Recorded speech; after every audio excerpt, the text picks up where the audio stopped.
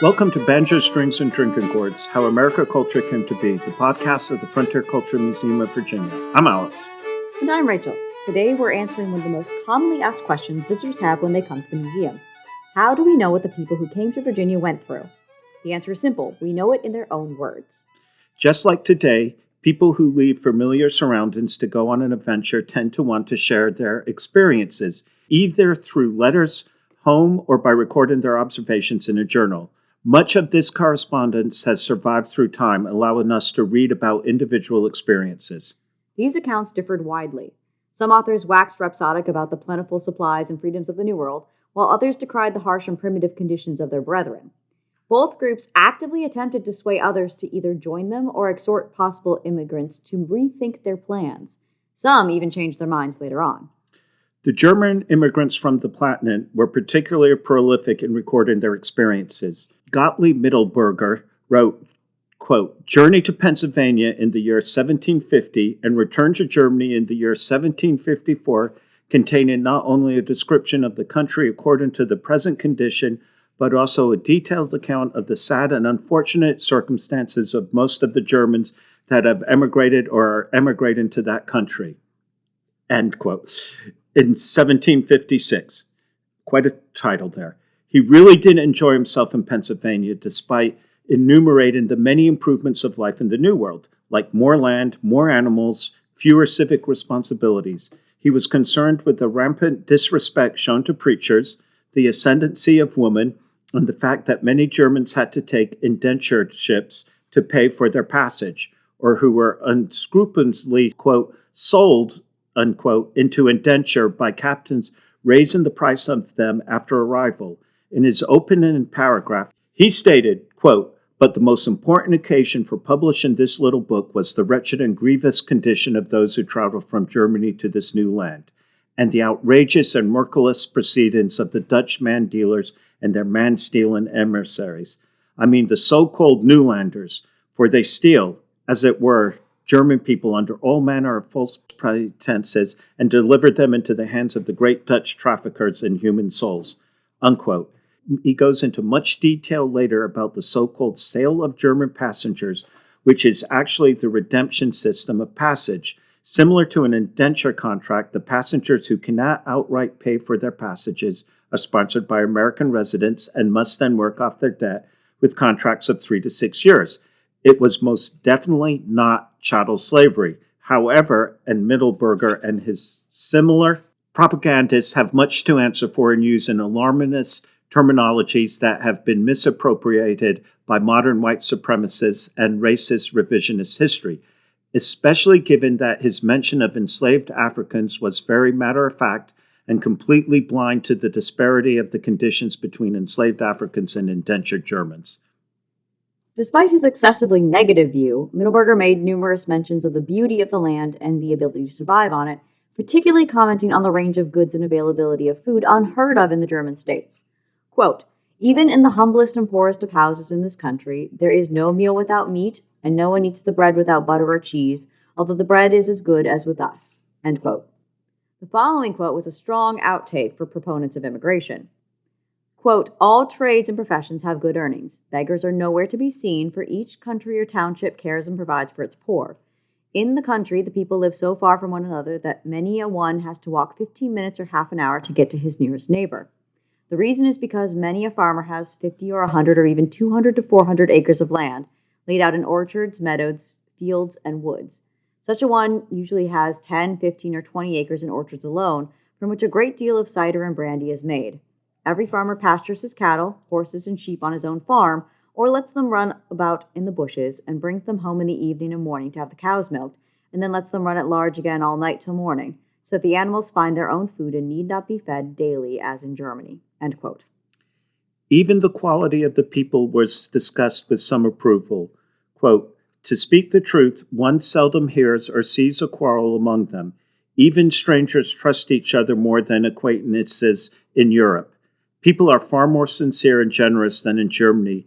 Therefore, our Americans live more quietly and peacefully together than the Europeans. And all of this is the result of the liberty which they enjoy and which then makes them all equal." End quote. You would think with comments like this book would be a useful tool to persuade people to go to America. But in fact, the negative comments outweighed the positive, and Mittlerberger's text was used extensively as anti-immigration propaganda. The religious diversity available in America was one of the major warning points against immigration. Quote, for a long time, when a preacher occasionally came into a place, many a one was obliged to make a journey of 10, 20, and even 30 hours to hear him. While most people would not make an hour's trip to hear him, but would even despise him. The many sects lead people astray, especially many of our young German folks who are easy to seduce, so that they even forget their mother tongue, end quote. Also of great concern to Mittlenberger was the lack of commitment to his own profession of teaching. Quote, the preachers here have no free dwellings or other beneficiary, but they receive many presents from their parishioners. The same is true of the schoolmasters.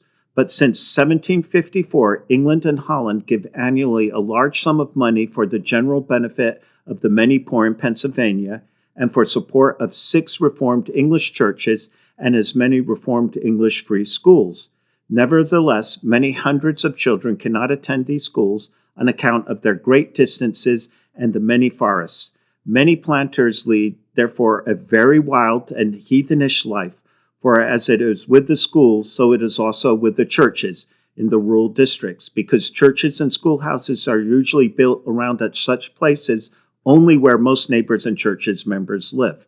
There's even a subtle disapproval over the treatment of Indians by the English. After Mittleberger finished rhapsodizing of the beauty of the land, he brings up the fact that Indians, quote, have often been questioned about their descent and origin, and they have answered that all they know or could say was this, that their great-grandparents had lived in these same wildernesses, and that it was not right that the Europeans came and took their lands away from them. For this reason, they must move further and further back into the wilderness to find game for their food, end quote. Other diarists also published their records. Ulla da Equiano, this is his third appearance in this podcast, for example, was only 10 years old when he was kidnapped from modern-day Nigeria around 1755 and was sold into slavery. His account of his enslavement, the interesting narrative and other writings published in 1789, has been widely studied and provides an account of these brought to the colonies against their will. His account of the slave auction in Barbados and his subsequent dwelling in Virginia details the terrors of those forcibly brought to the New World. Quote, we were not many days in the merchant's custody before we were sold after their usual manner, which is this, on a signal given at the beat of a drum, the buyers rush in at once into the yard where the slaves are confined and make choice of the parcel they like best. The noise and clamor with which this is attended, and the eagerness visible in the countenance of the buyers, serve not as a little to increase the apprehensions of the terrified Africans, who well may be supposed to consider them as ministers of that destruction to which they themselves devoted. In this manner, without scruple, our relations and friends separated, most of them never to see each other again. I remember in the vessel in which I was brought over, in the men's apartment, there were several brothers who in the sale were sold to different lots, and it was very moving on this occasion to see and hear their cries at parting.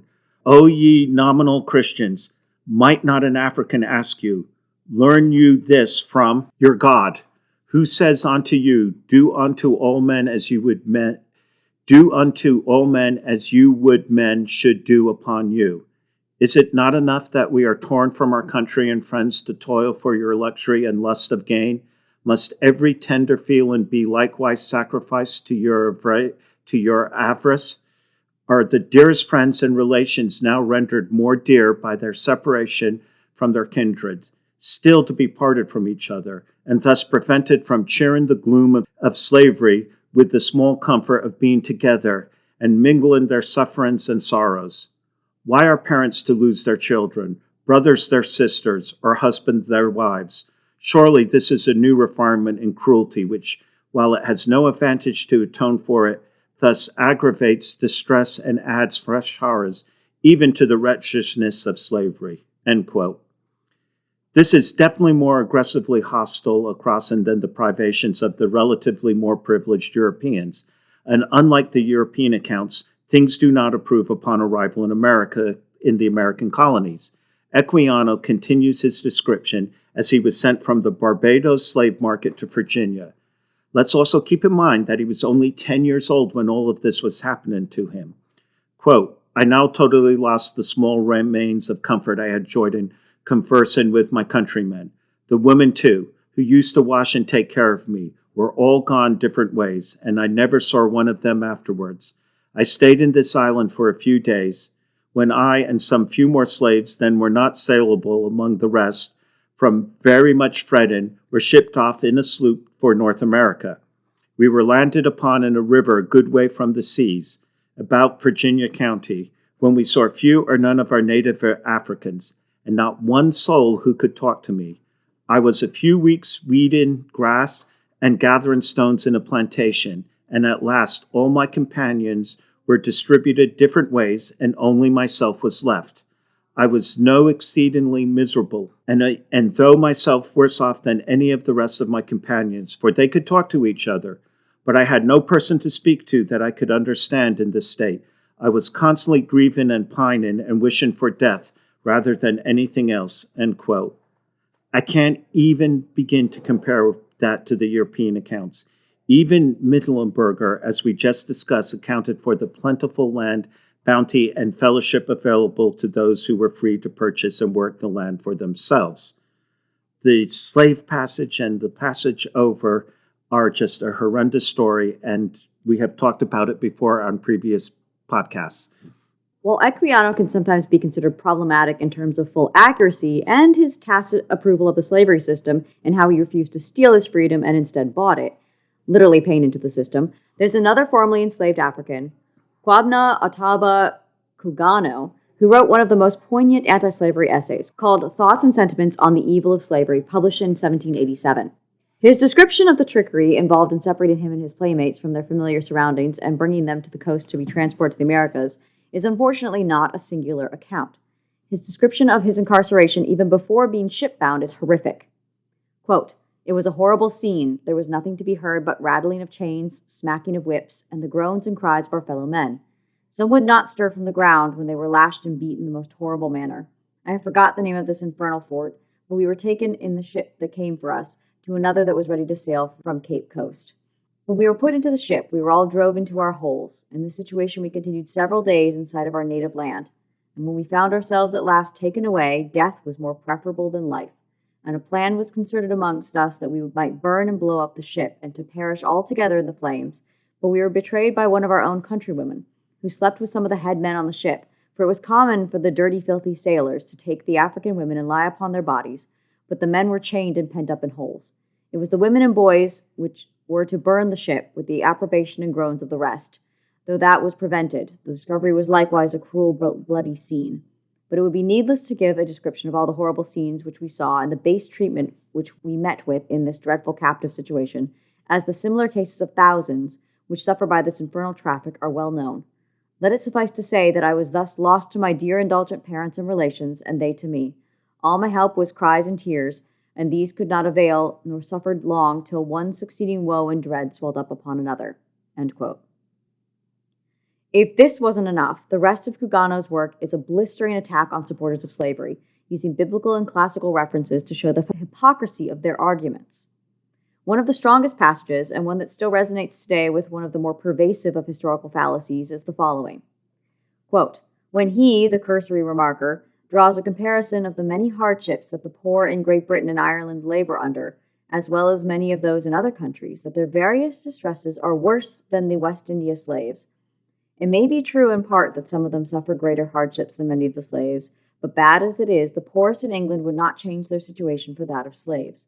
And there may be some masters under various circumstances, worse off than their servants, but they would not change their own situation for theirs, nor as little would a rich man wish to change his situation of affluence for that of a beggar, and so likewise no freeman, however poor and distressing his situation, maybe would resign his liberty for that of a slave, in the situation of a horse or a dog. The case of the poor, whatever their hardships may be in free countries, is widely different from that of the West India slaves. For the slaves, like animals, are bought and sold and dealt with as their capricious owners may think fit, even in torturing and tearing them to pieces and wearing them out with hard labor, hunger, and oppression. And should the death of a slave ensue by some other more violent way than that which is commonly the death of thousands, and tens of thousands in the end, the haughty tyrant in that case has only to pay a small fine for the murder and death of his slave. The brute creation in general may fare better than man, and some dogs may refuse the crumbs that the distressed poor would be glad of, but the nature and situation of man is far superior to that of beasts, and in like manner, whatever circumstances poor freemen may be in, their situation is much superior, beyond any proportion, to that of the hardships and cruelty of modern slavery. But where can the situation of any freeman be so bad as that of a slave? Or could such be found, or even worse as he would have it, what would the comparison amount to? Would it plead for his craft of slavery and oppression? Or rather, would it not cry aloud for some redress, and what every well-regulated society of man ought to hear and consider, that none should suffer want or be oppressed among them?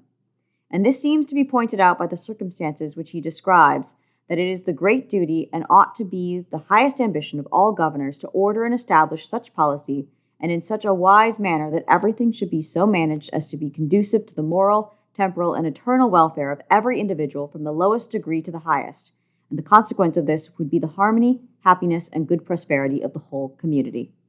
End quote.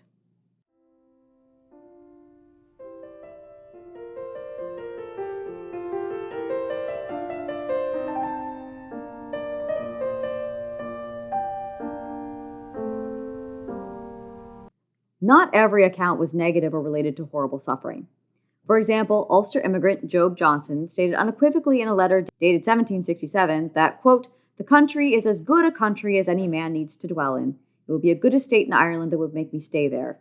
I do not know one that has come here that desires to be in Ireland again." End quote. But that, quote, "bread would not be got with idleness, else it would be a brave country indeed." End quote. Johnson even addresses the misconceptions about the New World that were proliferated in Ireland in the latter part of the same letter, and endeavors to set the record straight from his experiences. This is where letters become valuable for historians, as reading this is perfect propaganda about the colonies that did likely have an impact on immigration, especially as Irish conditions continued to deteriorate for the laboring classes with drought, higher taxes, and the threat of future war and military impressment. Johnson even acknowledges the differences between what was supposedly commonly known about the American colonies and what he'd personally experienced. Quote, "But there are many in Ireland that desire to hear ill of this place, because they would keep their friends there with them in bondage and slavery, rather than let them come here, and they think we never writ enough of the bad properties of this country and the vermin in it. Now this I must say and report, that there are bears, wolves, and foxes, rattlesnakes, and several other such creatures, but not in this part as I have ever seen, as I have traveled many miles to and fro. But I suppose the fear of those creatures in Ireland is far worse to some there, hurt of them is here. But I believe that this province of Pennsylvania, by all I have seen and heard of it, is as good a one as any in America. I have seen in all places I have traveled orchards laden with fruit to admiration, their very limbs torn to pieces with the weight. And most delicious to the taste I have seen a barrel of curious cider from an apple tree, and peaches in great plenty. I could not but at first smile at the conceit of them. They are a very delicate fruit, and hang almost like our onions that are tied on a rope. As for cherries, both red and black, they cannot be a country to exceed it. Pears are also very plenty and very good, plums in abundance, quinces also, but I do not like them, although good of their kind. And here are from May until Michaelmas great store of very good wild fruit. Strawberries, cranberries, huckleberries, and bilberries. There are gooseberries in some places, middling good, but in a general way does not grow so well here as at home. But here grows exceedingly fine currants, of which the inhabitants make excellent wine. Here is likewise in great plenty wild grapes, of which they make wines. As for grain, where land is good and well labored, it turned out to admiration. Some acres will produce 30, some 20, and in common the land hereabouts will produce between 15 and 20 bushels of good wheat, that will weigh 60 or 62 pounds per bushel. The land they plow 3 times and allows 3 packs of wheat to sow an acre. Rye grows exceedingly well here. Barley does not do so well here as at home. They allow 2 bushels to sow an acre. Oats does pretty well here, but not so well as at home, and indeed this year there was none in this part of the country. They are commonly ripened before they come to perfection, owing, I suppose, to the heat of the climate, and they make no other use of them here than to feed their horses. They allow only 2 bushels to sow an acre here in a grain called buckwheat very good, and is of good service. Here is a very serviceable grain called Indian corn. The ground here in a general way are but shallow, and is very easy. A boy and 2 horses will plow an acre very easily in a day. As for grass, there is plenty good lowlands meadows, which is mowed. As to the pasturage or upland, the grass is not extraordinary. Cattle very fat, the inhabitants here get their cattle salt. They tell me makes them thrive. Every farmer has yearly 2 acres of turnips. Potatoes does exceedingly well in most parts. Here is also cucumber, watermelons, mushmelons, and pumpkins in great abundance. As to flowers, we have such abundance that the woods abounds in more plenty than your garden at home. Peas grow very well here, and English beans likewise. But here is beans called kidney that is excellent eating. And indeed, this is a brave country, although no place will please all. And some may be ready to say I write of conveniences and not of inconveniences. My answer to those, I honestly declare, there is some barren land, as I suppose there is in most places of the world. And land in this part is very high, selling commonly at 6 and 7 pounds per acre. Neither will such land produce corn without something to buy them, nor bread will not be got with idleness, else it would be a brave country indeed. And I question not, but all of them would give it a good word. For my part, I never would have had the least thought of returning home, only through regard of seeing you all again. End quote. Now, Alex, if you had read that as a tenant farmer in Ireland, from a trusted nephew, would you decide to pack up and try your luck in Pennsylvania, even with the tensions rising between the colonies and England? Yes, absolutely. That description actually sounded like paradise. You certainly would not be starving. And in Ireland, there are famines frequently. And particularly this snippet, which was actually just outtakes from the whole letter, which is exceedingly long-winded and does really quite list more of the conveniences than the inconveniences. It's just fascinating for how much he really does enjoy his adopted homeland. And the fact that you're getting 20 to 30 bushels from an acre of land is very, very impressive for this time period. I would like to point out the fact that he does start the letter talking about Irish bondage and slavery, about the people still in Ireland there. This, again, referring to that misconception that Equiano and Cugano were actually pointing out in the previous section. An earlier letter from 1766 is another excellent example of the propaganda and enticement offered in correspondence from the New World. Johnson wrote, quote, "Dear brethren, we must let you know that we charge you very much with not letting us know if any of your letters yet wrote how all our good old neighbors are, especially George given through he may think we have forgotten him being at such a distance from each other. Yet when brother William and I meet, seldom part without having his name in some of our discourse. If he was here, he would make well out at making of brooms to sweep houses with, there being a great call for such tradesmen, 6 pence per broom, so that if he has not failed since we went away, he might easily sell 6 of them each day, besides meat and drink, as Slatabogie never can afford him." End quote. This would certainly be an improvement of life in Slatabogie in County Londonderry. Other parts of the Johnson letters detailed the concern of Job not having heard from any of his relations in over a year and acknowledges the increasingly difficult circumstances of life in Ireland. Another fascinating thing about the Johnson letters is the ones he wrote post the war, where he actually details how he survived the war and what company he ended up in the militia, and how he actually supposedly ended up going to Yorktown, as most people did claim.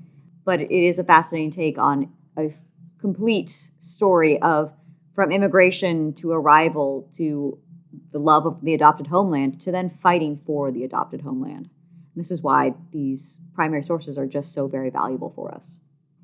There are other sources as well, like ship manifests from both point of departure and point of entry, which can tell a very sad story in discrepancies between passenger lists, or the departure manifests of ships that never made their destination. Surprisingly, that happened far less than we often tend to think. The Sea Venture was one of the earliest cases of a ship not making its intended destination. In 1609, the ship departed England aiming for Jamestown, but instead blew in at Bermuda. Imagine those colonists expecting Virginia and getting uncolonized Bermuda instead. The accepted average of ships lost in a year was minuscule, about 1 in 7 regardless of destination. The average number of ships lost that were headed to Virginia is less than that. It wasn't the danger of the crossing that was a deterrent to potential immigrants, but the rest of the shipboard conditions. As immigration continued to intensify at the end of the 18th and start of the 19th century, ship's captains started overselling berths and packing in as many passengers as possible. This made sickness spread fast and deadly. not to mention stretched water and food rations enough that it was a common refrain in letters from experienced immigrants to bring one's own food to supplement the mealy, infested, and often spoiled rations that the captain provided. Mittelberger again provides a very dour take on the crossing. Quote, during the voyage, there is on board these ships terrible misery, stench, fumes, horror, vomiting, many kinds of seasickness, fever, dysentery, headache, heat, constipation, boils, scurry, cancer, mouth rot, and the like of all which come from old and sharply salted food and meat, also from bad and foul water, so that many die miserably. Add to this want of provisions, hunger, thirst, frost, heat, dampness, anxiety, want, afflictions, and lamentations, together with every other trouble, as the lice abound so frightfully, especially on sick people, that they can be scraped off the body. The misery reaches the climax when a gale rages for 2 or 3 nights and days, so that everyone believes that the ship will go to the bottom with all human beings on board. In such a visitation, the people cry and pray most piteously, end quote. Equiano, on the other hand, provides a horrific contrast between the, let's face it, more privileged Europeans choosing to cross the Atlantic and those forced into the Middle Passage. Quote, the first object which saluted my eyes when I arrived on the coast was the sea and a slave ship, which was then riding at anchor and waiting for its cargo. These filled me with astonishment, which was soon converted into terror, which I am yet at a loss to describe. When I was carried on board, I was immediately handled and tossed up to see if I were sound by some of the crew, and I was now persuaded that I had gotten into a world of bad spirits and that they were going to kill me.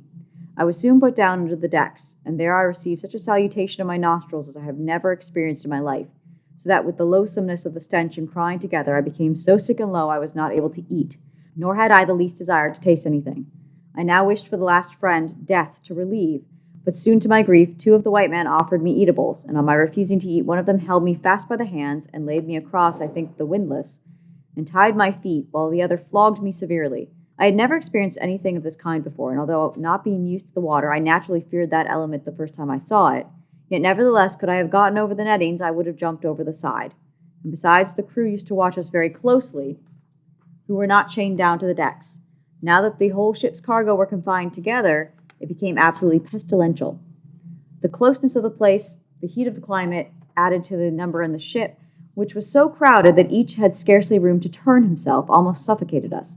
This produced copious perspirations, so that the air soon became unfit for respiration, from a variety of loathsome smells, and brought on a sickness among the slaves, from which many died. This wretched situation was again aggravated by the galling of the chains, now become insupportable. End quote. These letters and accounts are invaluable primary sources in understanding why people relocated, either by choice or by force, to the New World and how they did so. At the museum, we research and read as many primary sources as possible to understand the push and pull factors that people responded. While it's true that every person had individual reasons for migrating and distant experiences when doing so, we can find common threads that help create the waves of migration that eventually settled the American frontier. So we hope you enjoyed Banjo Strings and Drinking Gourds. We bring you historical episodes twice a month. If you're in the area, be sure to check out our Memorial Day weekend. We'll have activities honoring those who gave their lives in service of our country all weekend, with a special Revolutionary War period memorial service on Monday. Thanks for listening. Thank you.